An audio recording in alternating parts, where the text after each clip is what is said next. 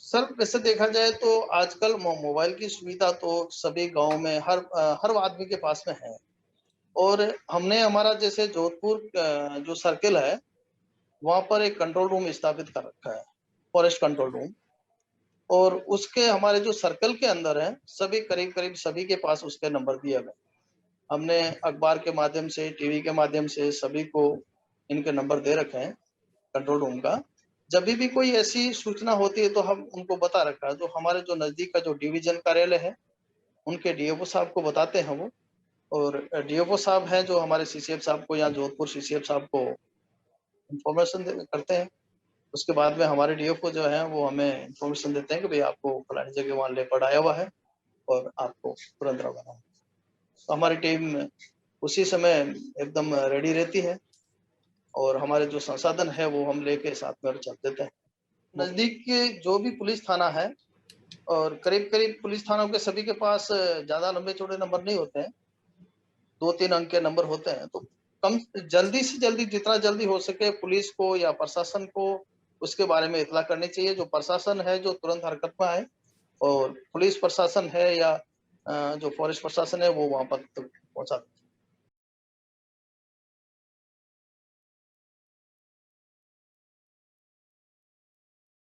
हाँ, हुआ है कई बार। जैसे पहले हमारे पास संसाधन ऐसे थे कि जैसे इतना आधुनिक वो संसाधन नहीं थे। अब तो जैसे गने आ गई है, जो डेनमार्क के लिए। पहले टाइम में गन नहीं थी, ट्रैंक्विलाइज गन होती नहीं थी। और हमें जाल के माध्यम से एक वो बताया जाता है कि जैसे हमारी मारवाड़ी भाषा में बोलते हैं बेवला। बेवला में से एक लकड़ी की जो लकड़ी होती थी, आगे से दो हिस्से बटे हुए होते हैं, उसको बेवला बताते हैं उसको। वो ये धोक की वगैरह वो लकड़ी लेते थे और कुछ जाल लेते थे और फील्ड में निकलते। जहाँ लेपर्ड बैठा होता उसको जाल के माध्यम से हम 2-3 जाल लेकर उसमें करते थे। तो उसमें कई बार ऐसा होता था कि हमें लगता था कि भाई इतना कि कभी किसी को, गांव वाले को या प्राइवेट आदमी को इंजर्ड नहीं कर दे। हम ज्यादा से ज्यादा वही चाहते थे कि भाई गांव वाला दूर रहे, और हमारे स्टाफ में अगर कोई हो जाए तो हम उसको सेंड कर लेंगे, लेकिन प्राइवेट आदमी को सेंड नहीं कर पाते थे हम। पहले भीड़ को हटाते थे और हम उस जाल को लेके चारों तरफ से चलते थे। तो ऐसे मैंने एक बार फर्स्ट में एक बेवले से उसको रेस्क्यू किया था। लेपर्ड नदी के किनारे से जो गुफा टाइप बनी हुई थी उसमें आधा मुंह बाहर और ऐसे लेटा हुआ था। और मैंने वहाँ गमेती भील जो अपने आदिवासी हैं उनसे पूछा।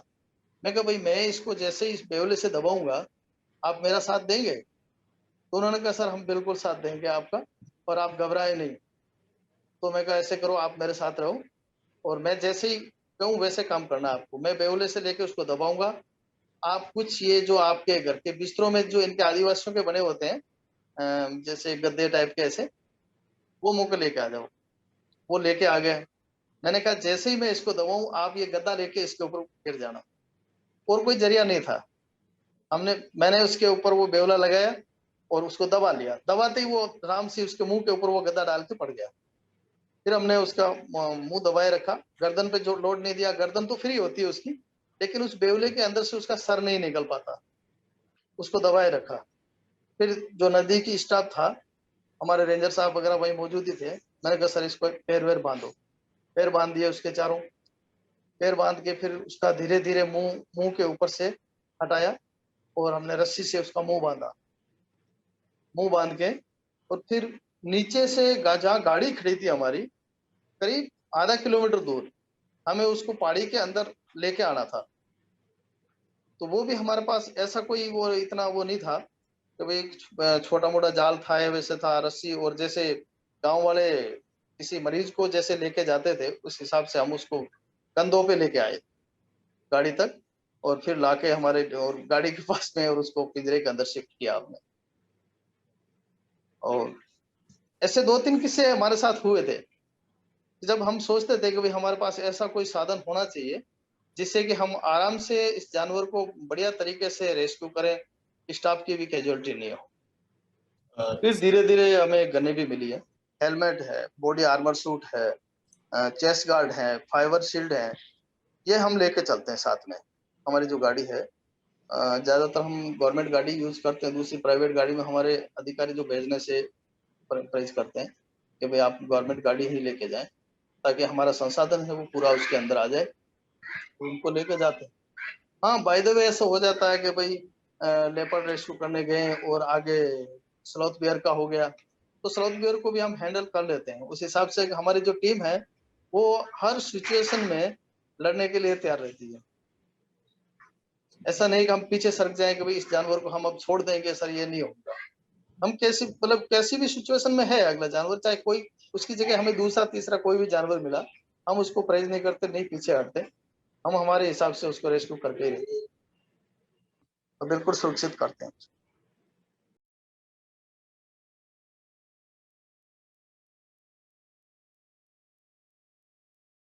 एक बार हमने जो राजस्थान कैनाल के ऊपर लूनकंसर बीकानेर क्षेत्र के अंदर रेस्क्यू किया था, वो हमारा सबसे बड़ा और लंबा रेस्क्यू हुआ था।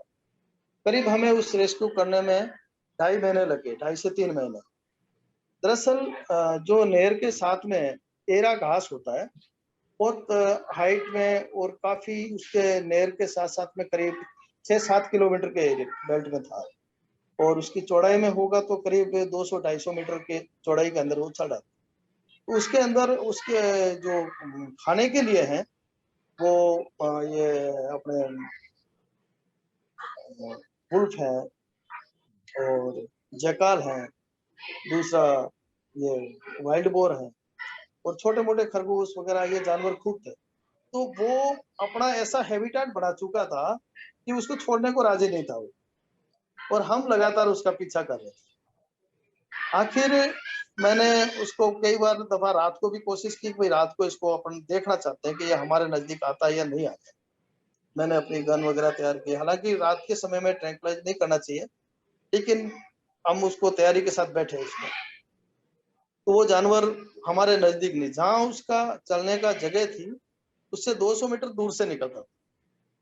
फिर एक उसने किल किया था, तो उस किल को ब्लू बुल का था। शाम के टाइम हम जल्दी गए, मैं कहा इस किल को लेने के लिए जरूर आएगा। किल के पास में हमने हमारी गाड़ी खड़ी करी करीब 200-250 मीटर की दूरी पर, और यूकेलिप्टस के जो पत्ते होते हैं उसके अंदर अलग सी वो स्मेल होती है, गरम मसाले टाइप की ऐसी। तो हमने उसके गाड़ी को पूरा ढक दिया ताकि हमारी स्मेल नहीं आए, गाड़ी की नहीं आए। लेकिन वो जानवर इतना शातिर था कि रात को हम 6 बजे उसके अंदर बंद हो गए थे, पैक होके बैठ गए, हमारा पानी नाश्ता वगैरह सब उसी गाड़ी में। फिर डीएफओ साहब ने कहा कि सर हम भी आपको देखेंगे, आप लोग कैसे करते हो। और मैंने कहा सर आप परेशान हो जाएंगे, आप अधिकारी हैं और हमारा तो कुछ नहीं, हम तो ये रात दिन का काम है हमारा। नहीं नहीं कि मैं देखूंगा आप कितना कैसे क्या करते हो। तो वो भी हमारे साथ गाड़ी में बैठ गए। तो 6 बजे शाम को बैठे हुए, रात को 1 बजे जानवर आया। दरअसल उसके पीछे एक लोमड़ी लगी हुई थी, और वो लोमड़ी कॉल करती थी। तब हमें पता लग जाता कि अब जानवर इस बेल्ट के अंदर, वो उसका कोई ऐसा ही कोई लगाव बन गया उस लोमड़ी का। वो लोमड़ी की कॉल आई, हम सतर्क हुए, देखा थोड़ी देर बाद में उसकी दोनों आंखें चमकी। मैंने कहा जानवर आया, रुका और वापस रिटर्न हो गया। फिर मैंने उसको काफी देर वेट करने के बाद में गाड़ी से उतरा, टॉर्च लेके नीचे गया तो बिल्कुल उसके पैर वहां मेरे को फुटप्रिंट मिल गए। मैंने कहा हाँ आया है, लेकिन वापस चला। फिर उसके बाद में मैंने 2 जेसीबी लगवाई, और उससे उसके अंदर से ब्लॉक बनवाए, पट्टे लगवाए, पट्टे लगवा के अलग अलग ब्लॉक के अंदर ट्रैप केज लगवाया, ताकि ट्रैप केज के अंदर हमें ये पता लग जाए, वो सॉरी ट्रैप केज क्या, ट्रैप कैमरा। हम सभी लोग ये करने लगे थे कि भाई है या नहीं है। यहाँ तक कि पब्लिक ने इतना भर दिया कि हमारे अधिकारी भी ये कहने लगे हैं कि ये फीमेल है, उसके साथ में बच्चे हैं। मैं कहा सब नहीं है, फीमेल नहीं रह सकती, और ये एक ही है, वो नर है। नर क्या होता है कि हैबिटाट की उसकी वो अपनी टेरिटोरी के चक्कर में लड़ाई होती है उनकी, और लड़ाई के अंदर बाहर निकलती। फिर उसके अंदर ट्रैप कैमरे में आ गया वो, हमने देखा, मैंने साहब को बताया, मैं कहा सर ये है, देखिए आप। फिर आखिर लास्ट में हमने 2 गाड़ियां उसके आगे पीछे लगाई करी, पब्लिक काफी इकट्ठी हो गई, जगह जगह उसको कटवा दिया कर दिया। फिर वो जानवर एक जगह बाहर निकला नहर के किनारे, दिन में ज्यादा हल्ला हो गया तो वो भागने लगा। उस समय डांट करते करते एक को जख्मी कर दिया। क्योंकि पब्लिक हमारे इधर क्या है कि मारवाड़ में पब्लिक को देखने की बड़ी वो लालसा होती है, हजारों आदमी इकट्ठे हो जाते हैं। तो 2000, 500, 1500, 1500 आदमी से कम नहीं मिलते कहीं भी। पहले से वो घेरा बना के खड़े होते हैं दूर दूर तक। पुलिस की भी सहायता लेनी पड़ती है, उनको दूर रखना पड़ता है कि उनका भाई जैसे ही हम इसको डांट करेंगे, डांट करते ही जानवर का एक कायदा होता है कि जैसे ही डांट किया टू द पॉइंट वहीं पे आएगा सीधा, जहां से डांट गई है गाड़ी के ऊपर ही आएगा। तो हम पहले से ड्राइवर को ये समझा के रखते हैं कि आप गाड़ी अपनी स्टार्ट रखेंगे, गाड़ी बंद नहीं करेंगे। जैसे ही मैं डांट करूंगा गाड़ी को 20 फीट आगे सरका दें, ताकि वो गाड़ी के ऊपर से इधर से हाइट से कूद के और एक साइड में बैठ जाएगा। और वही होता है, आके बैठ गया।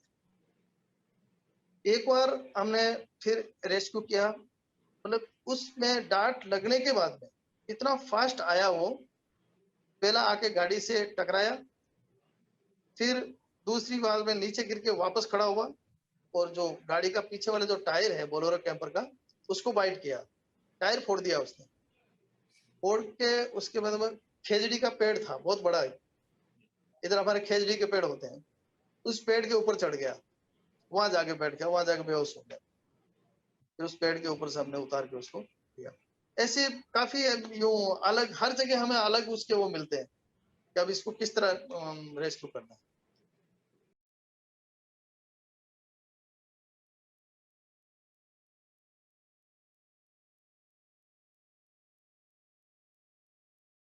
उसकी बात की तो देखो, हम ऐसा कोई चिप वगैरह ऐसा कुछ लगाते नहीं है। चिप हो तो उससे पता भी लग सकता है कि अभी वो कौन से एरिया में है, क्या है। चिप की अभी सुविधा नहीं है। वैसे होना चाहिए कि जितने भी मेल लेपर्ड जो है अपनी टेरिटरी के जो बाहर निकलते हैं वो मेल निकलते हैं, फीमेल कभी नहीं निकलती। तो मेल जितने भी हैं उनको अगर रेस्क्यू करें तो चिप लगानी चाहिए गवर्नमेंट को, ताकि चिप से हमें ये पता लग जाए कि वे दोबारा जो आया है उस क्षेत्र के आसपास या उससे 100 किलोमीटर 200 किलोमीटर दूरी में, वो वही जानवर है या दूसरा है। ये साधन होना चाहिए, चिप का भी होना चाहिए ताकि उससे पता लगे। अभी उसका हम पता नहीं कर पाते। एक बार जैसे उसको आजाद कर दिया, ज्यादातर हम मारवाड़ से उठाते हैं क्योंकि इधर लोगों ने देखा हुआ नहीं है। हालांकि हमारे से नजदीक में ही 60-70 किलोमीटर की दूरी पे चारों तरफ लेपर्ड का है बेल्ट, लेकिन फिर भी लोगों को ये लगता है कि सर ये है, ये खा जाएगा, ये हो जाएगा, वो हो जाएगा। मैंने उनको समझाते भी है, मैं कहा ये आपको कोई नुकसान नहीं करेगा। इसकी आदत है डॉगी उठाना, या कोई छोटा मोटा जानवर है वो भी कभी भूखा हो तो, और वो कहता कि साहब हमारे कोई हमें नुकसान कर देगा, मैं नहीं करेगा। आप लोग अगर बैठे हैं एक जगह खेत में और वो अगर आ रहा है और आपकी बात सुनी है उसने, आपकी गंध आ जाएगी उसको, तो वो अपना रास्ता खुद छोड़ देगा। या आप बात करते हुए आ रहे हैं और वो अगर रास्ते पे बैठा है तो वो रास्ता छोड़ देगा, वो आपके ऊपर अटैक नहीं करेगा। गांव में जैसे ढाणियां हैं, कई ढाणियां आती है, हम उसके फुटप्रिंट वगैरह सारे लेते हुए चलते हैं, तो हम गांव वालों को ये समझाते हैं कि देखो आपके जैसे भी ये ढाणी या गांव आया है, मकान आया है, लाइट दिखी उसको, उसने वहां से रूट चेंज किया, उससे दूरी बनाई, दूर निकल के वापस ट्रैक पकड़ा, तो वो आपसे दूर चलेगा, मगर इसके ऊपर अटैक नहीं करेगा आपको। तो कई समझ आते हैं, कई समझते नहीं, वो कहते हैं कि नहीं नहीं साहब आप इसको उठाओ, तो वो हमारी मजबूरी हो जाती है कि हम हमें उठाना पड़ता है उसको। और जहां तक है कई ऐसे होते हैं कि हम चाहते भी, चाह कर भी उसको नहीं छोड़ सकते, कारण कि लोग इतने पीछे पड़ जाके भाई सब उठाओ। और जबकि हम उसका जो बेल्ट देखते हैं, बेल्ट के हिसाब से हम सोचते हैं कि भाई इस एरिया के अंदर लेपर्ड होना चाहिए। जैसे बॉर्डर के ऊपर एक बार जैसलमेर बॉर्डर, पाकिस्तान बॉर्डर के ऊपर, तो वहां लेपर्ड की सूचना मिली, हमारी टीम गई, हमने सोचा, मैं नहीं होगा, वैसे झूठ कह रहे हैं, लेकिन मैंने देखा फुटप्रिंट वगैरह मैंने मंगवाए, तो मैं कहा हाँ लेपर्ड ही है। तो बॉर्डर के ऊपर मैं 3 दिन वहां उसके पीछे पीछे घूमा। बिल्कुल डेजर्ट एरिया पूरा, आपने देखा होगा, उसमें सुना भी होगा, पाकिस्तान बॉर्डर के साथ साथ में तो उधर बीएसएफ की फोर्स भी थी। तो वो लेपर्ड हमारी गाड़ी के आगे आगे, मतलब जैसे गाड़ी की आवाज सुनता आगे निकल जाता। उस उसमें अगर लेपर्ड है तो वहां कोई दिक्कत नहीं, क्योंकि वहां ये है पॉर्क्यूपाइन। पॉर्क्यूपाइन इतनी है कि उसको खाने के लिए, मतलब उसकी हर चीज उसकी पसंदीदा है, सुअर है, पॉर्क्यूपाइन है, चिंकारा है, और कुछ एरिया ब्लैक बक्स का भी है, जैकाल है, तो यही उसको चाहिए। और वैसे भी वो अपने एरिया से खदेड़ा हुआ होता है, लेकिन वो आराम से बैठ जाता है, लेकिन वहां से भी लोग उसको उठवा देते हैं। जबकि जैसलमेर की कई बार चर्चा चली हुई है और गवर्नमेंट को इसकी फाइल भी गई हुई है कि एशियाई चीता, जो वैज्ञानिकों ने उस पर रिसर्च किया था, वो एशियाई चीता इस बेल्ट में रह चुका है और इसको छोड़ने, वहाँ एशियाई चीता छोड़ने के लिए गवर्नमेंट में इसकी फाइल भी चल रही है। मैं तो कहूँगा अगर ऐसी जगह एशियाई चीता लाया जाए तो बहुत ही बेटर और बहुत बेस्ट एरिया है, लाना चाहिए।